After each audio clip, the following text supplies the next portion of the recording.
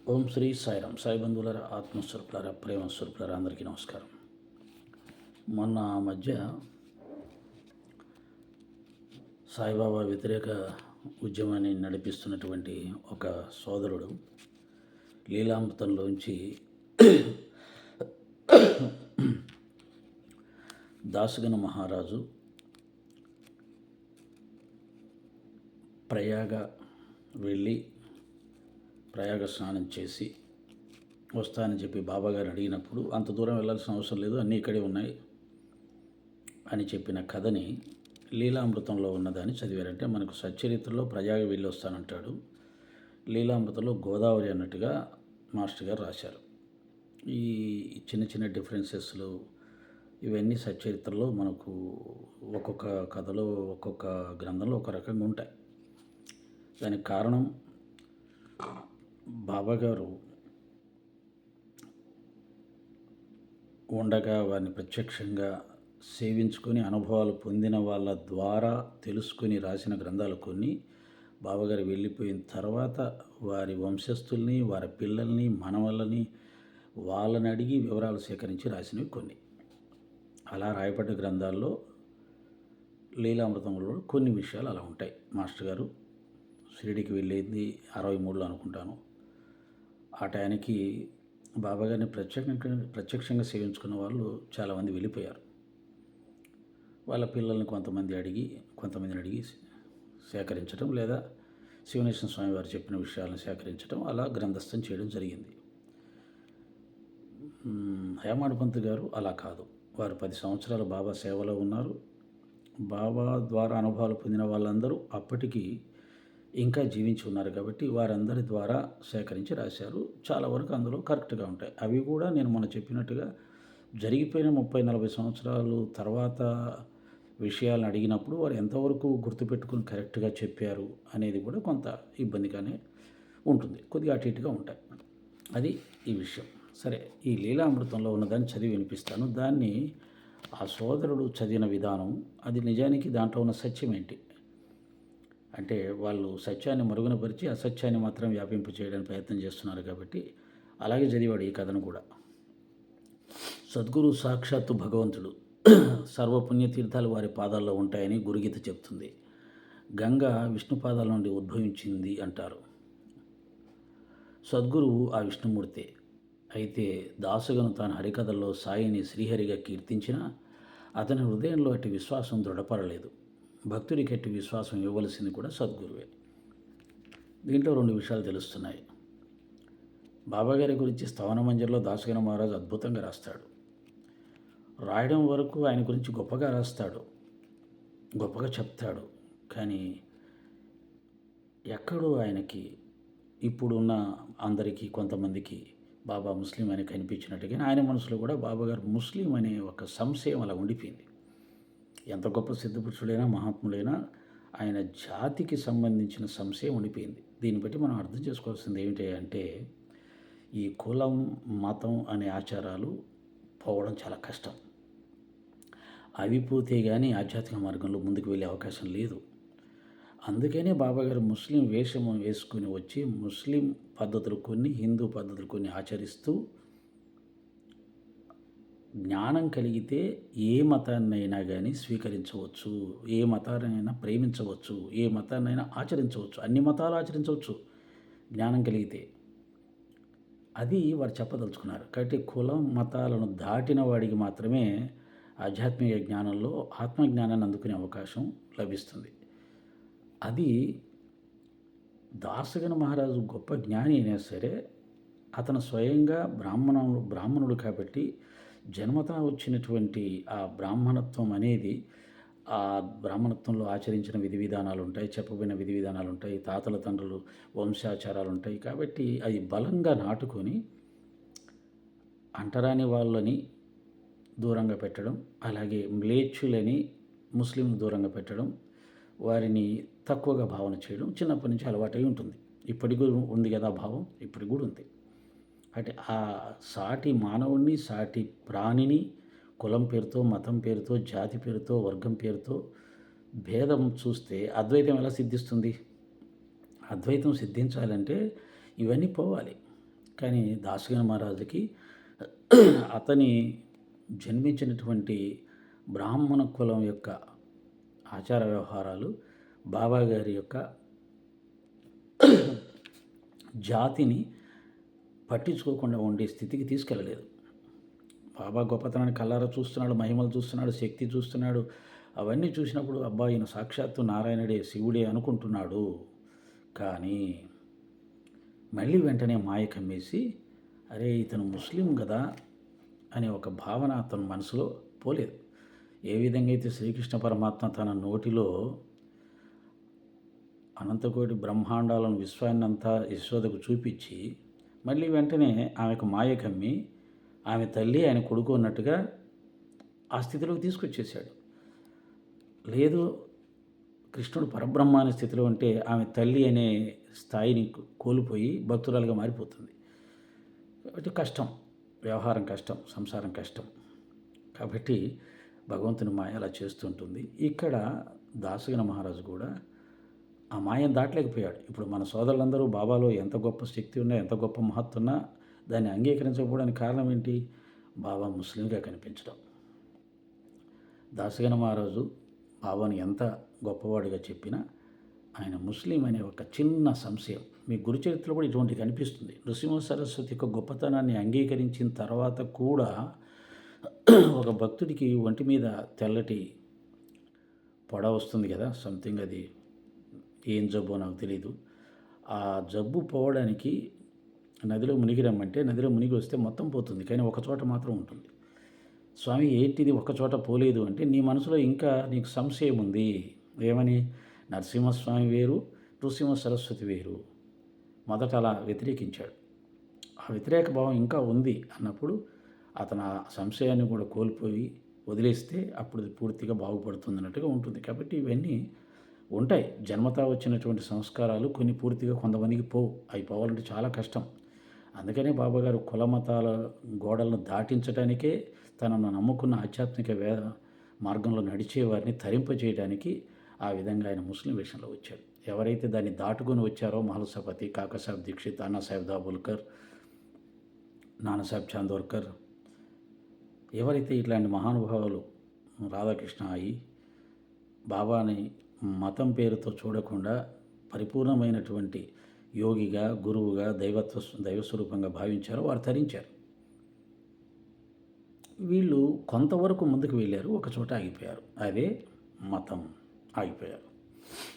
మన హిందూ మతంలో కులం దగ్గర ఆగిపోవాలి. మనందరం హరిజనులు, గిరిజనులని దూరం వల్ల ఆ దూరం అనే దాన్ని ఆదిశంకరాచార్యలో ఉన్నటువంటి భావనను కూడా పోగొట్టడానికి సాక్షాత్తు శంకరుడే చండాల రూపంలో వచ్చి అది పోగొట్టాడు. అప్పుడు ఆయన పరిపూర్ణుడయ్యాడు.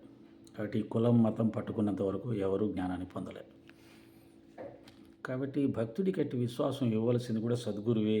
భక్తుడి కట్టి విశ్వాసం సద్గురువే ఇవ్వాలన్నాడు. ఎప్పుడు ఇస్తాడు? ఎందుకు ఇస్తాడు? అందరికీ ఇస్తాడా? ఇవ్వడు. నీవు ఆ ప్రయత్నం చేసినప్పుడు, ఆ మాయం దాటడానికి ప్రయత్నం చేసినప్పుడు, శక్తివంచన లేకుండా చేసినప్పుడు నీ ప్రయత్నానికి ఆయన సహాయం చేస్తాడు. అంతేగాని అందరికీ ఇవ్వడు. ఒక మహాశివరాత్రి నాడు దాసగను గోదావరిలో స్నానం చేసి రాదలిచి సాయి అనుమతి కోరాడు. సచ్చరిత్రలో ప్రయాగ అని ఉంది, దీంట్లో గోదావరి అని ఉంది. మాస్టర్ గారికి ఎవరో గోదావరి చెప్పారు. అప్పటికి బహుశా మాస్టర్ గారు సచ్చరిత్ర మరి చదవలేదేమో, చదివి ఉంటే ఖచ్చితంగా అది జ్ఞాపకం వచ్చేది. ఆ రెండిట్లో ఏది కరెక్ట్ అని తెలుసుకొని రాసేవాడు. అప్పుడు బాబా అన్నాడు, గను అందుకోసం అంత దూరం వెళ్ళాలా? శ్రద్ధాభక్తులుంటే ఆ తీర్థాలు ఇక్కడే ఉన్నాయి, లేకుంటే అక్కడా లేవు. ఇది చాలా గొప్ప సాధన అండి. శ్రద్ధాభక్తులు ఉంటే నువ్వు కూర్చున్న చోటే అన్నీ ఉన్నాయి, నీ గురు పద సన్నిధిలోనే అన్నీ ఉన్నాయి. శ్రద్ధాభక్తులు లేకపోతే అక్కడ కూడా లేవు. అంటే నువ్వు ప్రయాగ వెళ్ళినా అది ప్రయాగ ఫలితం నీకు రాదు, కాశీ వెళ్ళినా కాశీ ఫలితం రాదు, హరిద్వార్ వెళ్ళినా హరిద్వార్ ఫలితం రాదు. నువ్వు ఏ ఏ పుణ్యక్షేత్రాలకు వెళ్తున్నావో ఆ పుణ్యక్షేత్రాలలో వాటిని దర్శించిన ఫలితం నీకు రాదు. ఎప్పుడు రాదు? శ్రద్ధాభక్తి లేకపోతే. అంటే ఆ క్షేత్రం మీద, ఆ క్షేత్ర దైవం మీద బాబా చెప్పిన స్థాయిలో శ్రద్ధాభక్తి ఉంటే ఆ ఫలితం నీకు వస్తుంది. అవి లేకుండా ఊరికే చూడడానికి వెళ్దాంలేండి, అందరూ వెళ్తున్నారు కదా మనం వెళ్దాంలేండి, వాళ్ళు పిలిచారు కాబట్టి వెళ్దాం పదండి, ఏదో బాగుంటుందంట కదా చూడాలా, చూస్తే మంచిదంట, పుణ్యం అంట, ఈ అంట అనుకుంటూ పోతే ఏమీ రాదు. పూర్తిగా ఆ క్షేత్ర మహిమ తెలుసుకోవాలి, ఆ క్షేత్ర దైవం శక్తి తెలుసుకోవాలి, ఆయన్ని ఆరాధించాలి. ఆ ఆరాధనతో కూడిన, ఆ ప్రేమతో కూడిన, తపనతో కూడిన, భక్తితో కూడిన, శ్రద్ధతో కూడిన క్షేత్ర దర్శనం చేస్తేనే ఫలితం ఉంటుంది. లేకపోతే ఉండదు. పోయినా వేస్టే. అది స్వయంగా బాబా చెప్పాడు. ఆ శ్రద్ధాభక్తులు ఉంటే పోక్కర్లేదు అసలు. నువ్వు ఎక్కడుంటే అక్కడే. నీ గురువు దగ్గరే, నీ ఇష్టదైవం దగ్గరే సమస్తం ఉంటాయి. ఆ అనుభూతి కూడా నీకు వచ్చేస్తుంది. ఇది చాలా గొప్ప సాధన. దీంట్లో ఉన్న సత్యాన్ని తెలుసుకోలేక మనం ఇంకా క్షేత్రాలు తిరుగుతూనే ఉన్నాం. 80 వచ్చినా 90 వచ్చినా తిరుగుతూనే ఉన్నాం. ఆ శ్రద్ధాభక్తులు ఉంటే నువ్వు కూర్చున్న చోటే నీ గురు సన్నిధానంలోనే ఉన్నాయి, నీ పూజా గదిలోనే అన్నీ ఉన్నాయి.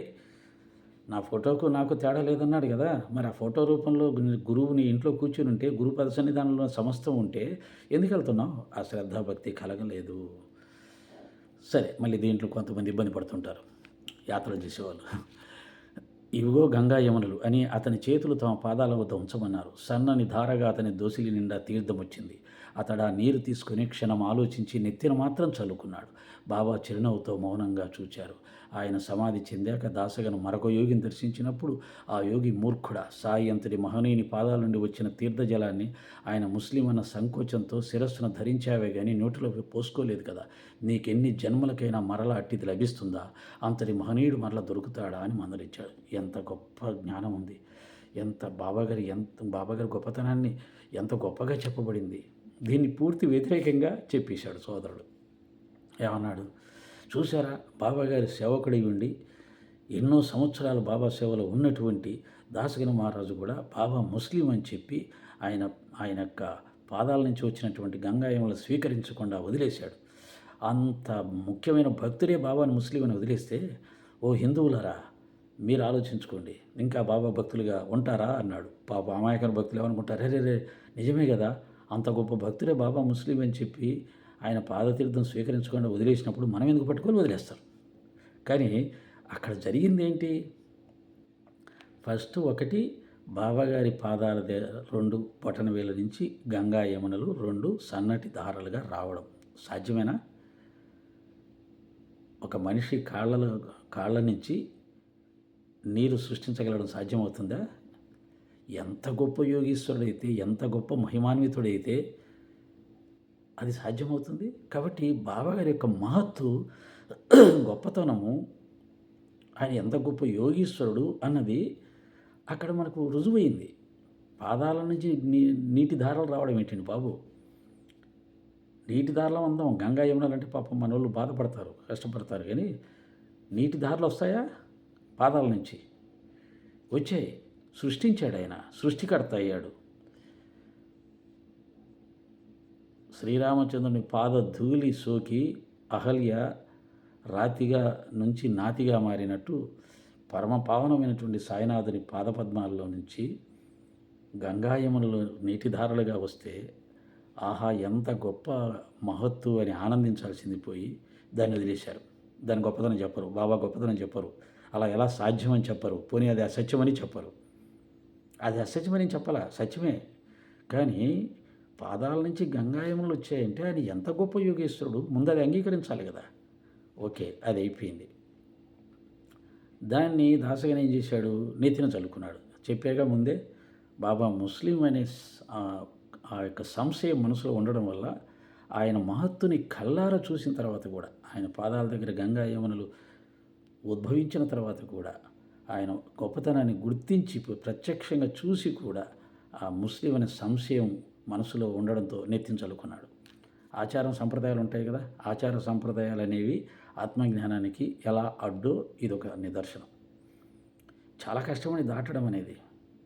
నేను చాలామంది భక్తులను చూశాను, బాబాని అమితంగా ప్రేమిస్తారు, సత్సంగాలు వింటారు, అన్నీ వింటారు. కానీ వాళ్ళ కులం నుంచి వచ్చిన ఆచారం, అగ్రకులానికి సంబంధించి ముఖ్యంగా 2 కులాలు ఉంటాయి, పేర్లు చెప్పను. ఆ 2 కులాల్లో వచ్చిన ఆచారం సంప్రదాయం దాన్ని వదులుకోవడానికి సిద్ధపడరు. అది ఎలా సాధ్యమండి, కష్టం కదా అంటారు. మనం తప్పేం లేదు, వాళ్ళు అందులో ఉండదలుచుకున్నారు. వాళ్ళే మోక్షాన్ని కోరుకోవట్లేదు, ఆత్మజ్ఞానం కోరుకోవట్లేదు. ఆచారం సంప్రదాయం పాటించుకుంటూ బాబా గారిని ఆశ్రయిస్తూ వారి యొక్క జీవితాన్ని వచ్చే ఇబ్బందులను తొలగించుకుంటూ సుఖంగా జీవించాలనుకో అక్కడికి పరిమితం అయిపోయారు. కాబట్టి అలా చేశాడు దాసుగారు. అలా చేసినందుకు బాబా శరీరం వదిలిపెట్టిన తర్వాత అతను ఒక సిద్ధపురుషుణ్ణి దర్శనానికి వెళ్ళినప్పుడు, ఒక యోగి దర్శనానికి వెళ్ళినప్పుడు, ఆ యోగి ఏమన్నాడు? మూర్ఖుడా! సాయి అంతటి మహనీయుని పాదాల నుండి వచ్చిన తీర్థజలాన్ని ఆయన ముస్లిం అన్న సంకోచంతో శిరస్సున ధరించావే గాని నోటిలో పోసుకోలేదు కదా! నీకెన్ని జన్మలకైనా మరలా అట్టిది లభిస్తుందా? అంతటి మహనీయుడు మరల దొరుకుతాడా? దీని అర్థం ఏంటండి? దాసగణ మహారాజు బాబా పాదతీర్థాన్ని స్వీకరించకపోవడం కరెక్టా? రాంగా? సిద్ధపురుషుడు, మహనీయుడు ఇంకొక యోగి ఏమన్నాడు? తిట్టాడు. ఒరే మూర్ఖుడా! మతం అనే దాన్ని పట్టుకొని వేలాడి అంతటి మహనీయుడి పాదాల నుంచి వచ్చిన ఆ యొక్క తీర్థాన్ని స్వీకరించలేకపోయావు, నెత్తించలుకున్నావు. అటువంటి మహనీయుడు మళ్ళీ నీకు దొరుకుతాడా అంటే, దాసగణ మహారాజ్ తప్పు చేశాడు, పాపం చేశాడు, గొప్ప పుణ్యాన్ని కోల్పోయాడు అని అర్థం చేసుకోవాలి. అలా చెప్పాలి కానీ, చూసారా దాసగణ మహారాజు ఆయన భక్తుడైనా కానీ తీర్థం స్వీకరించలేదు, ముస్లిం అని వదిలేశాడు, మీరు కూడా వదిలేయండి. కానీ అలా వదిలేయడం తప్పు. అలా వదిలేసిన వాళ్ళు మూర్ఖులు. అటువంటి మహాభాగ్యం మళ్ళీ ఎన్ని జన్మలెత్తినా రాదు. అటువంటి మహనీయుడు మళ్ళీ దొరకడు. ఇది ఇందులో సత్యం, ఇందులో జ్ఞానం. సాయిరాం.